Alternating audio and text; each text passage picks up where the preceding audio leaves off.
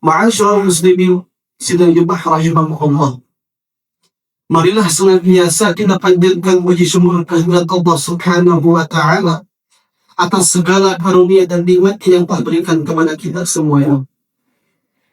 Salawat dan salam semoga tercurah limpahkan kepada baginda Nabi Muhammad sallallahu alaihi wasallam.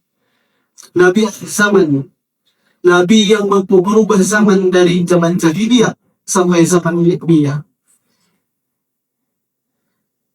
Dan tak terlupakan khatib berwasiat kepada semuanya untuk senantiasa meningkatkan keimanan dan ketakwaan kita kepada Allah Subhanahu wa taala dengan sebaik-baik takwa, yakni dengan menjalankan semua perintah Allah dan menjauhi segala larangan.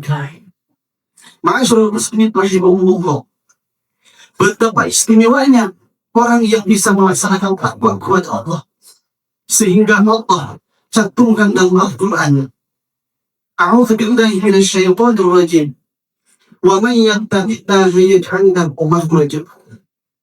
Keistimewaan orang yang bertakwa yang pertama, Allah berfirman, wa man yattaqillaha yaj'al lahu makhraja. Barang siapa yang bertakwa kepada Allah, Allah akan kasih jalan keluar di setiap urusannya, di setiap masalah yang dia hadapi. Yang kedua, wa yarzuqhu bi haitsu la yahtasib.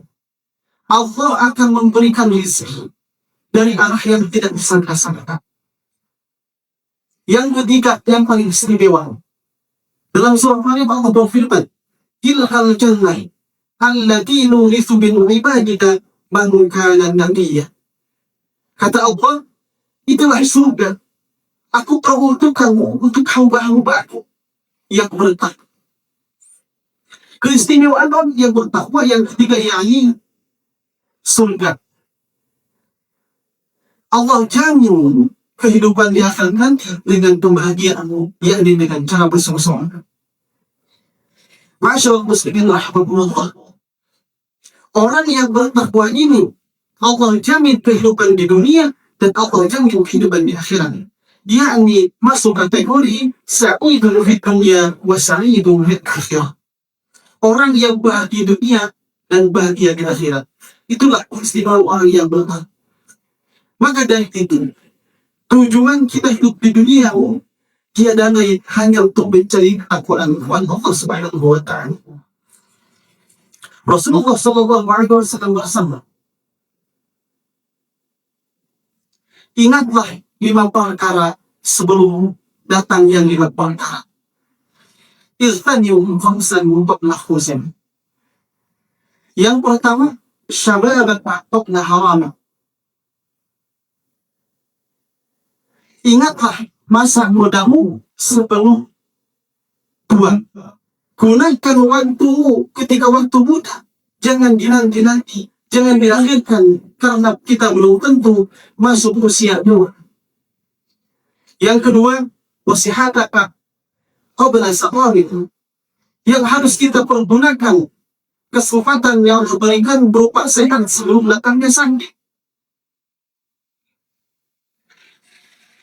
Gunakan kesempatan sehat ini dengan beramal baik, beribadah kepada Allah, beribadah kepada makhluk yang berupa berbuat kebaikan yang sesuai Allah, yang sesuai perintah Allah dalam Al-Quran dan Hadis, sehingga belum datangnya sakit. Kenapa? Sakit itu yang akan menghambat terhadap ibadah kita kepada Allah.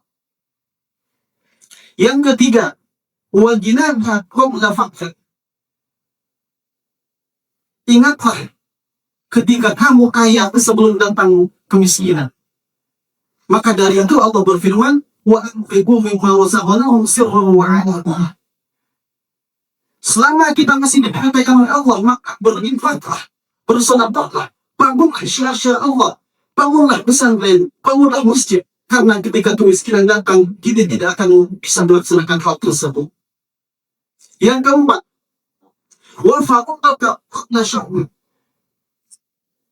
yang keempat, ingatlah waktu uangmu sebelum datang masa sempit. Manusia yang bertahan mulai dari pagi, wanita, remaja, hingga tua, pakai juga wafat. berangsur-angsur kehidupannya semakin tua, semakin banyak masalah, semakin banyak rintangan. Maka wahai para pemuda-pemudi, gunakanlah waktu untuk menuntut ilmu sehingga kita menjadi orang yang bertakwa di hadapan Allah Subhanahu wa Ta'ala. Yang terakhir, wahayatuka qabla mautik. Ingatlah hidupku sebelum datang kematian.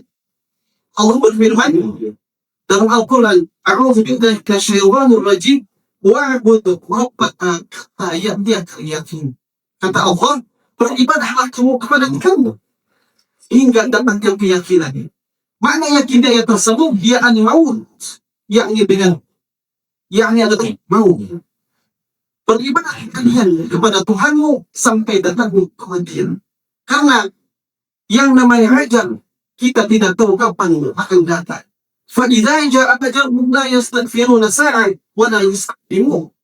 Ketika ajal tiba, tidak ada bisa yang menahan dan tidak bisa dinanti-nanti, tidak bisa disegerakan. Maka dari itu, gunakan waktu hidup kita untuk selalu bertakwa kepada Allah Subhanahu wa Ta'ala. Masyaallah muslimin rahimahullah. Jika kita renungi kehidupan di dunia ini bukanlah kehidupan abadi. Allah menciptakan alam dunia bukan untuk bersenang-senang, bukan untuk bermewah-mewahan, bukan untuk membuat hawa nafsu. Akan tetapi Allah kasih misi kita di dunia ini sanggup untuk menyembah Tuhan, yakni dengan cara bertakwa. Karena apa?